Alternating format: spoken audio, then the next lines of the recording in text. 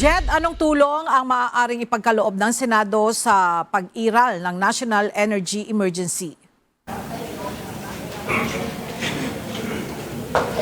Mabilis na pagtugon ng lehislatura, ito yung tiniyak ng Senado kasunod nga ng deklarasyon ni Pangulong Ferdinand Marcos Jr. na State of National Energy Emergency sa bansa.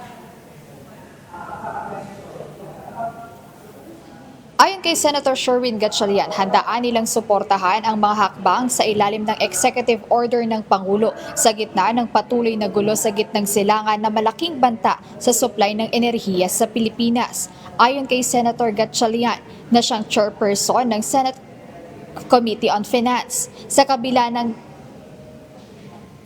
para maibsan ang epekto ng krisis sa Middle East ng mga Pilipino. Bilang chairman din ng Senate Proactive Response and Oversight for Timely and Effective Crisis Strategy o PROTECT Committee, mananatili aniya ang kanyang commitment sa pagbibigay ng suportang pambatas o legislative support para sa lahat ng nararapat na hakbang sa gitna ng krisis. Ang deklarasyong ito aniya ay mahalaga upang makagawa ng mga extraordinary measures ang gobyerno, kaya't handa rin silang makipagtulungan sa Uplift Committee para matiyak ang sapat na supply ng enerhiya at proteksyon lalo sa mga apektadong sektor.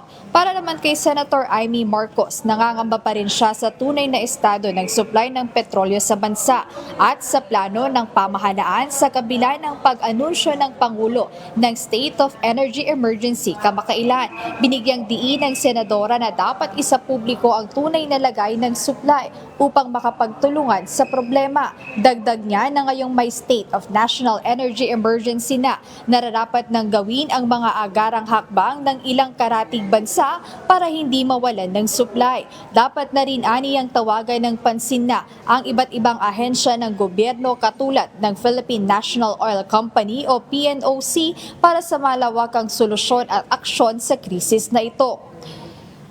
Para naman sa Vice Chairperson ng Protect Ad Hoc Committee na si Senator Joseph Victor J.V. Ejercito, sinabi niyang a little bit too late na yung deklarasyon ng emergency ng pamahalaan, kaya hindi na pwede ngayon yung patse-patse na solusyon dahil dapat aniya na magkaroon na ng konkretong plano para dito sa krisis na nararanasan sa bansa, at dagdag niya na kailangan ng mag-double time ng iba't ibang ahensya ng pamahalaan dahil baka magulat na lang tayo na wala na palang supply ng langis at makaepekto pa ito para bumagsak o dumapa yung ekonomiya ng bansa. Yan muna update mula rito sa Senado. Balik sa inyo, Ella. Maraming salamat, Jed Naresina.